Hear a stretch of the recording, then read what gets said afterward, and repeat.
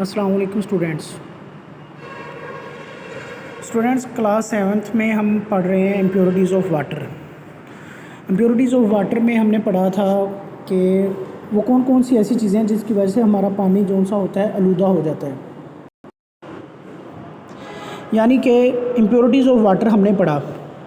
देखिए impurities of water में 3 चीज़ें आती हैं जो सी पानी को गंदा करती हैं। इम्प्योरिटीज़ क्या होती हैं? वो चीज़ें जो सी पानी में ऐड हो जाती हैं, मतलब वो ज़ाहिर हमें बाज़ दिखाई देती हैं और बाज़ नहीं दिखाई देती। मिसाल के तौर पर बैक्टीरिया हमने पढ़ा कि बैक्टीरिया क्या होते हैं, कि जो से बैक्टीरिया होते हैं, ये बैक्टीरिया एंड वायरसेस ऐसे होते हैं हमारे पास कि जो से माइक्रो ऑर्गेनिज़म है और ये रीज़न बनते हैं हमारे पास मुख्तलिफ़ बीमारियों की।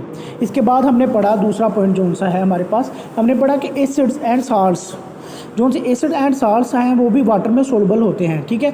और ये जो से these pollutants can increase the growth of algae in the water, यानी कि एसिड साल्ट्स ज़ाहिर हमें पानी में दिख नहीं रहे होते, लेकिन ये पानी में सोलबल होते हैं, जिसकी वजह से इनको वाटर पोलूटेंट कहा जाता है। और ये पोलूटेंट क्या करते हैं कि पानी में जब ये इंक्रीज़ पाए जाते हैं तो ये पानी में एल्गी की जो सी मकदार होती है उसको इंक्रीज़ कर देते हैं।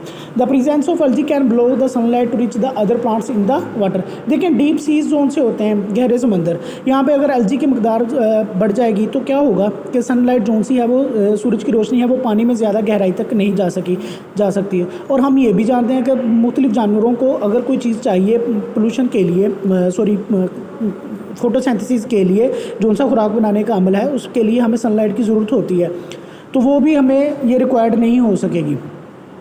इस हिसाब से हमारे पास जो सा एल्गी है ये भी एक क्या है, हमारे पास इम्प्योरिटी ऑफ वाटर है। तीसरा हमारे पास आता है oil, plastic and pesticide are also harmful to all plants and animals in the water. देखिए हमारे पास है ऑयल, ये भी हमारे लिए नुकसानदेह है, प्लास्टिक है, पेस्टिसाइड्स हैं, स्प्रे वगैरह जो सी होती हैं, ठीक है।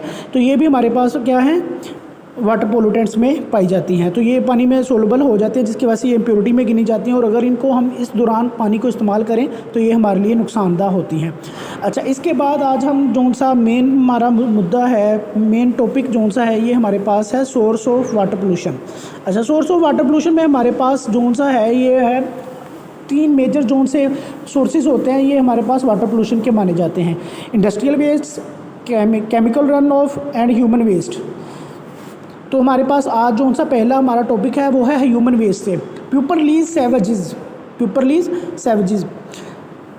अब प्यूपरलीज सैवेजेस कैसे करते हैं? Into drains, carry into rivers, sewages from houses contains fat, toilets waste, food particles, drainages, harmful bacteria etc. This human waste not only cause disease in human beings but also destroy aquatic lives.